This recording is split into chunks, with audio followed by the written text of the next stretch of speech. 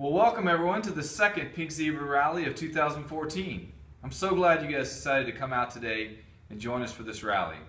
Our last rally was more about product and all the new exciting things that came out in the catalog. And this rally is about your business. It's about you growing your business this year in 2014 with good business principles.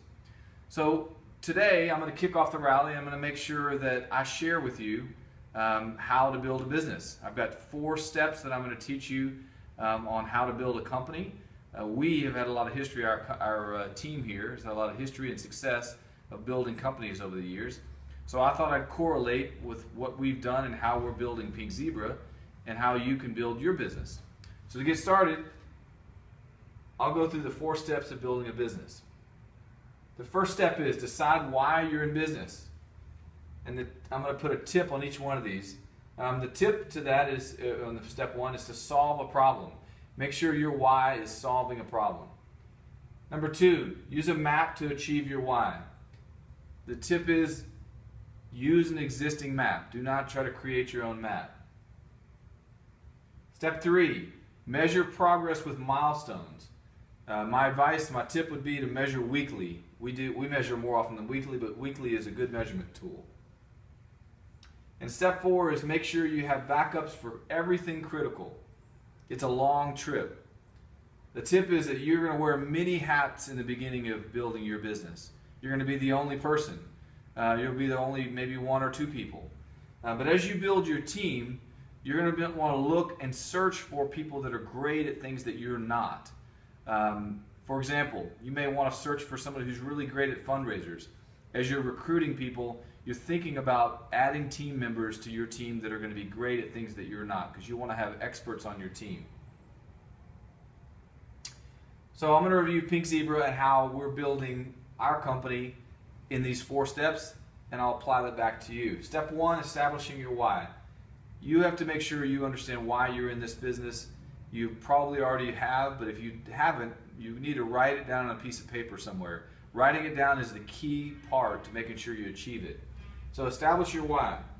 Our why, our vision, is to donate 1 million days of daycare by empowering you to change lives. I know I've said this a bunch of times. That's our why. That's why we're doing this. And we think it's a problem that we need to solve because single moms need our help. Step 2, use a map. This is our industry's map that I'm using. This map was created by a gentleman named Dr. Richard Poe. He wrote a book named Wave 3, and the book describes the phases of development for companies in direct sales. This first 2 years here, called formulation phase, 90% of all the companies that go through this phase fail before they get out of this phase, that are started. 90% of all companies started in direct sales fail before they go through year 2 in the formulation stage. Pink Zebra has not. We've made it through that. We're profitable. So all the companies that make it through this, the 10% that become profitable, they begin in the concentration stage. They begin to reinvest back into the company. They automate. They upgrade software, which, as you all well know, we've just done. They simplify. They create repeatable processes. All of that takes place in the concentration stage, and that'll happen for us through the end of 2015. And that's not in stone, but that's what the map is telling us. In the momentum stage, this is where real multiple growth, 5-6 times growth happens for companies in direct sales. And what you want to do for your team is make sure that in the next 2 years that you're building a good solid team. You want to have experts on your team. You want to simplify your processes. You want to make sure that you've got rhythms down, your team meetings, everything that you're doing to build your business needs to have processes and rhythms that everyone can understand on the team and they all feel good about how it works properly. So any of the frustration that we're feeling today with upgrading software is necessary for us to get to a process, to software, to repeatable processes that we can all get comfortable with before we experience this real huge growth. Hard to believe Pink Zebra is not in the growth mode because we are top 10 fastest growing direct sales companies in the U.S. That's amazing. You guys are doing a fantastic job. But we're not in our growth mode yet. So Prepare, build, make sure that you have repeatable processes and team members you can trust to drive your team successfully into the momentum phase.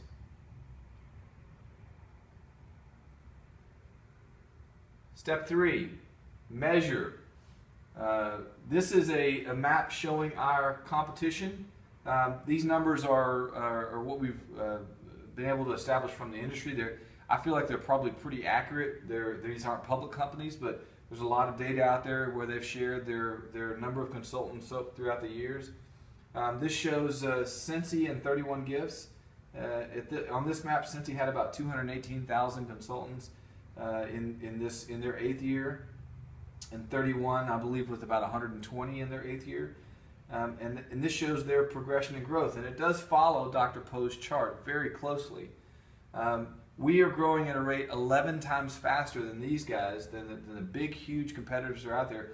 We're growing 11 times faster than they were, which puts us on a trajectory where we'll go above 400,000 consultants by the time we get to our 8th year.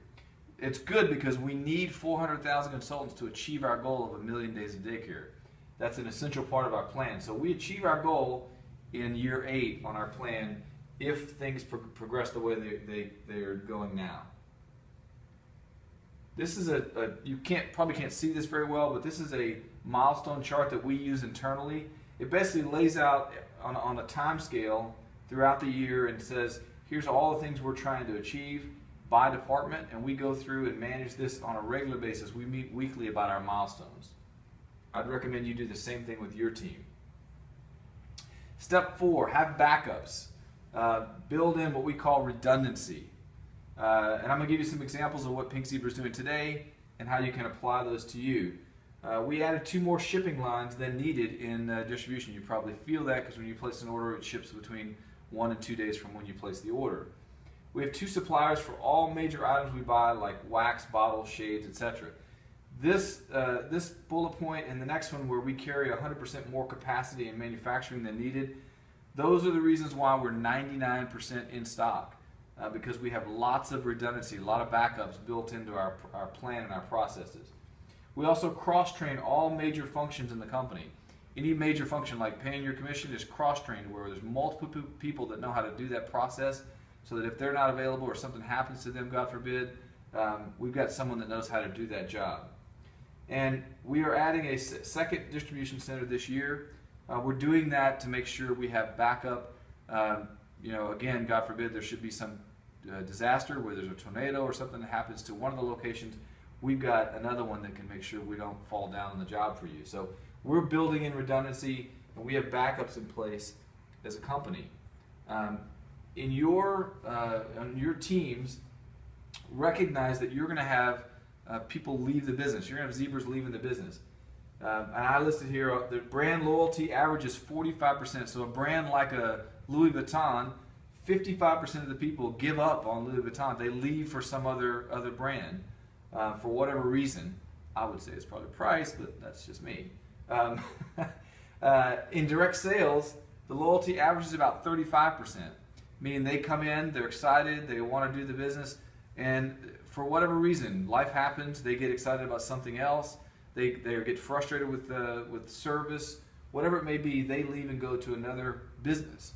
And that average is about 35%. So when someone joins Pink Zebra, make sure they know that if you're building a team, and today your team is 5-10 people, over time, those people are going to find other things to do, and you've got to work. There are things you can do to keep them in the business, keep them excited, but there is a natural amount of attrition, people leaving Pink Zebra, that's going to happen based on industry standards.